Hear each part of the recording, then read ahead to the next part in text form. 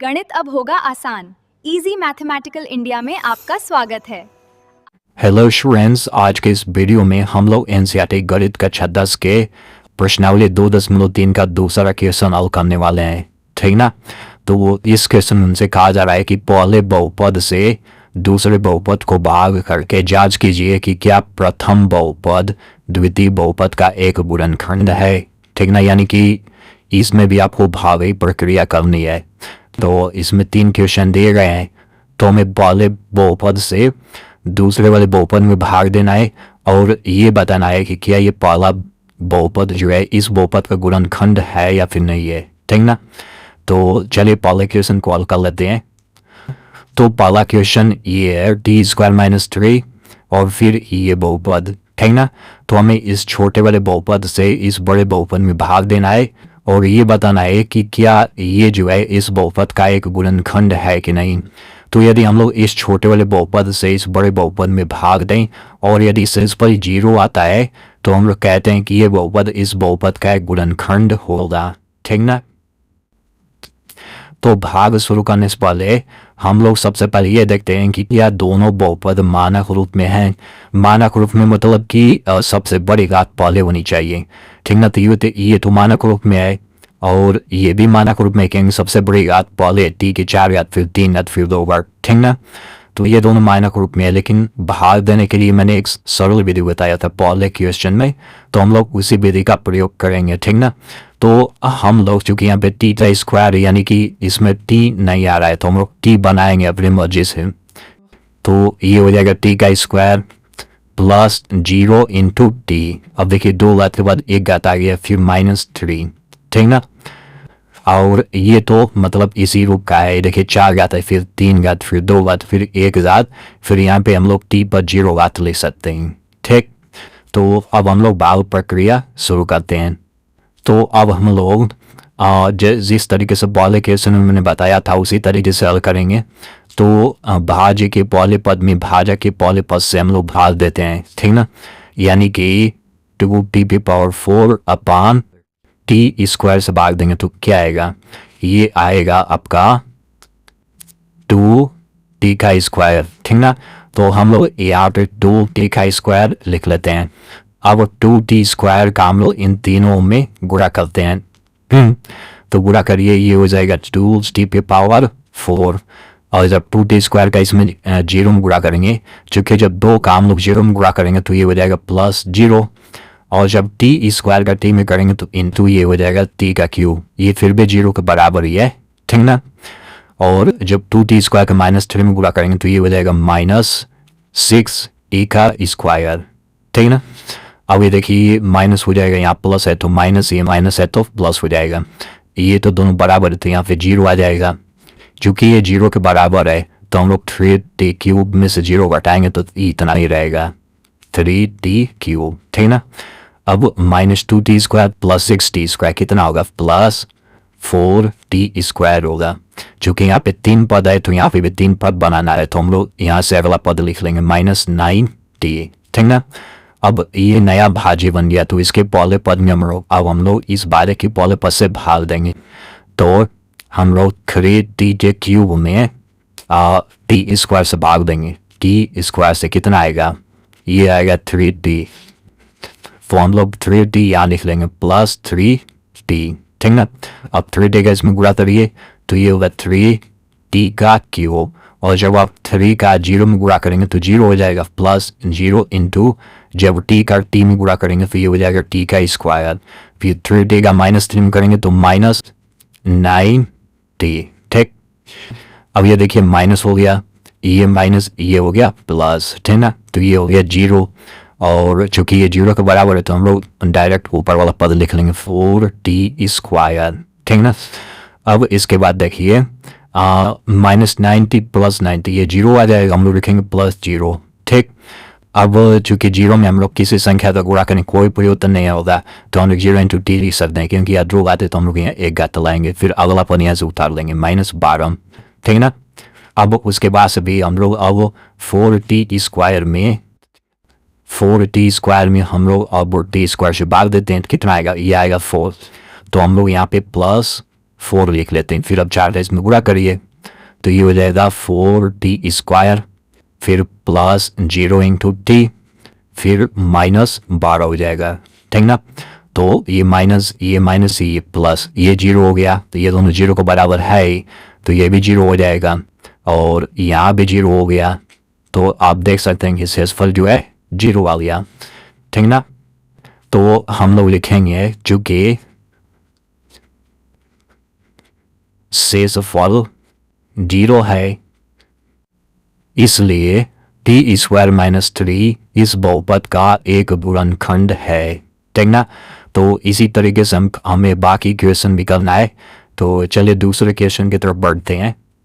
तो दूसरा क्वेश्चन है x square plus 3x plus 1 से आपको इस पूरे बहुपद में भाग देना है, ठीक ना।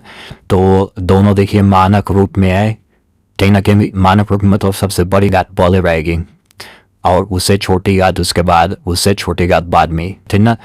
और देखिए यहाँ पे घात क्रम में भी है, देखिए 2 घात है, फिर 1 घात है, फिर 0 घात, यहाँ 4 घात, 3 घात, 2 घात, 1 घात, फिर 0 घात। तो हम लोग डायरेक्ट भाग शुरू कर सकते हैं, ठीक ना।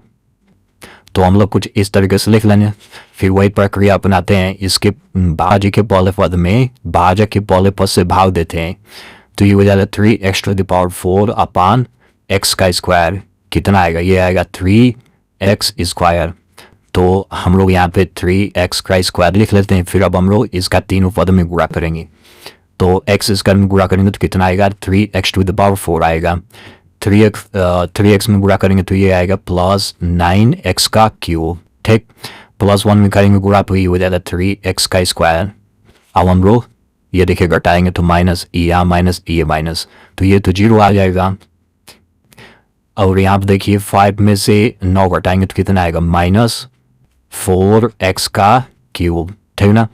ये minus 7x square minus 3x square minus 10x का स्क्वायर। चूंकि यहाँ 3 पद है तो यहाँ पे भी 3 पद का जरूरी है, तो हम लोग वाला पद लिख लेंगे, तो यहाँ पे 2x हो गया, ठीक ना। अब चूंकि ये नया भाज्य बन गया तो इसके पहले पद में हम लोग इसके पहले पद से भाग देते हैं, फिर तो ये हो जाएगा माइनस 4x का क्यूब अपान x का स्क्वायर। कितना आएगा, ये आएगा माइनस 4x आएगा, ठीक ना। अब माइनस 4x का इसमें गुणा करिए तो ये हो जाएगा माइनस 4x का क्यूब। 3x में गुणा करेंगे तो ये हो जाएगा माइनस 12x स्क्वायर। प्लस 1 में करेंगे तो ये हो जाएगा माइनस 4x। अब घटा दीजिए तो घटाएंगे तो माइनस का प्लस हो जाएगा, माइनस का प्लस, ये 0 आ जाएगा। और 12x स्क्वायर में से माइनस 10x स्क्वायर घटाएंगे तो कितना आएगा, प्लस 2x का स्क्वायर। ये तो जुट जाएगा प्लस 6x, ठीक ना। अगला पद हम लोग उतार लेते हैं यहाँ से 2। तो अब हम लोग 2x स्क्वायर में से x स्क्वायर से भाग देंगे तो कितना आएगा, 2 आएगा। तो ये हो जाएगा प्लस 2। अब 2 से गुणा करिए तो ये हो जाएगा 2x का square plus 6x plus 2 minus minus minus, ये 0, ठीक ना। तो आप देख सकते हैं शेषफल 0 है, ठीक ना। तो हम लोग लिखेंगे चूंकि शेषफल 0 है इसलिए x square plus 3x plus 1 इस बहुपद का एक गुणनखंड है। तो आई होप आप लोगों को समझ में आ रहा होगा। तो चलिए बढ़ते हैं अगले क्वेश्चन की तरफ। वो तीसरा क्वेश्चन है x cube minus 3x plus 1 इस बहुपद से इस बहुपद में भाग देना है, ठीक ना। तो यहाँ पे देखेंगे सबसे बड़ी घात पहले, फिर उससे छोटी घात, फिर मतलब छोटी घात। यहाँ पे देखेंगे सबसे बड़ी घात पहले, फिर छोटी घात, फिर छोटी घात, फिर छोटी घात। इसका मतलब ये दोनों मानक रूप में है, ठीक ना। लेकिन हम लोग भाग प्रक्रिया देते हैं तो उस रूप में बदल लेते हैं इसे। देखिए एक्स का क्यूब है लेकिन एक्स का स्क्वायर में दिया गया है तो हम लोग बनाएंगे इसे। तो x cube plus 0 into x का स्क्वायर फिर माइनस 3x प्लस 1। अब देखिए 3 घात भी आ रहा है, 2 घात भी आ रहा है, 1 घात भी आ रहा है और हम लोग यहाँ पे x की घात 0 भी लिख सकते हैं, ठीक ना। यहाँ पे देखिए 5 घात है लेकिन 4 घात में ही है तो हम लोग इसे उस रूप में बना लेते हैं। तो ये हो जाएगा x to the power 5 plus 0 into x to the power 4 फिर माइनस 4x का cube plus x square plus 3x plus 1, ठीक ना। तो अब हम लोग भाग प्रक्रिया शुरू करते हैं। तो सबसे पहले हम लोग इसे कुछ इस रूप में लिख लेंगे, ठीक ना। तो फिर हम लोग इस भाज्य के पहले पद में भाजक के पहले पद से भाग देते हैं। तो x⁵ है इसका पहला पद और इसका पहला पद है x का क्यूब, तो कितना आएगा, ये आएगा x का स्क्वायर। तो हम लोग यहाँ पे x का स्क्वायर लिख लेते हैं, ठीक ना। अब हम लोग गुणा करते हैं, तो x क्यूब में गुणा करें तो कितना आएगा, x⁵ आएगा, ठीक। यहाँ पे हो जाएगा प्लस 0 इंटू एक्स स्क्वायर पे एक्स सन करेंगे तो ये आएगा x⁴। फिर -3x में गुणा करेंगे तो -3x का क्यूब, +1 में करेंगे तो ये हो जाएगा +x का स्क्वायर, ठीक ना। अब हम लोग घटा देते हैं, तो ये माइनस माइनस ये हो जाएगा प्लस, ये हो जाएगा माइनस, ये तो 0 आ गया।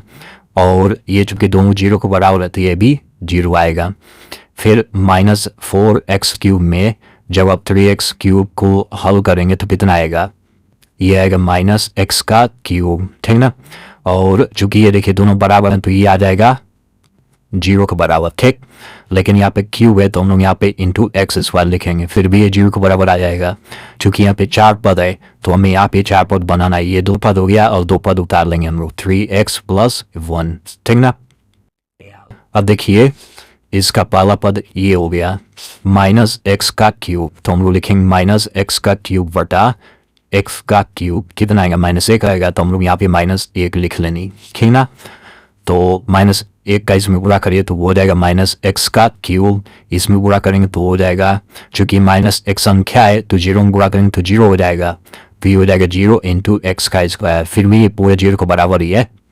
फिर -3x में गुणा करेंगे तो +3x, +1 में गुणा करेंगे तो -1 आएगा, ठीक ना। अब इसको ऑल्व करेंगे, ये हो जाएगा प्लस, ये हो जाएगा माइनस, ये हो जाएगा माइनस, ये हो जाएगा प्लस, ये तो 0 आ गया, चूंकि ये दोनों 0 को बराबर होते ये भी 0 आ गया और ये भी 0 आ गया, ठीक। यहाँ पे देखिए +1 + 1 ये हो जाएगा +2। तो आप देख सकते हैं कि शेषफल 2 है, ठीक ना। तो हम लोग लिखेंगे चूंकि शेषफल 0 नहीं है इसलिए x³ - 3x + 1 इस बहुपद का एक गुणनखंड नहीं है, ठीक ना। तो आई होप आप लोग को अच्छे तरीके से समझ में आ गया होगा, लेकिन अगर कहीं डाउट रह जाता है तो आप कमेंट में पूछ सकते हैं। तो स्टूडेंट्स यदि आप ऐसे ही क्लास 10th के एनसीईआरटी मैथ को बिल्कुल सरल व आसान पढ़ना चाहते हैं तो आप मेरे चैनल को सब्सक्राइब कर सकते हैं, और सब्सक्राइब करने के बाद इस घंटे के निशान पर क्लिक करके ऑल पे क्लिक कर दीजिए। Thanks for watching.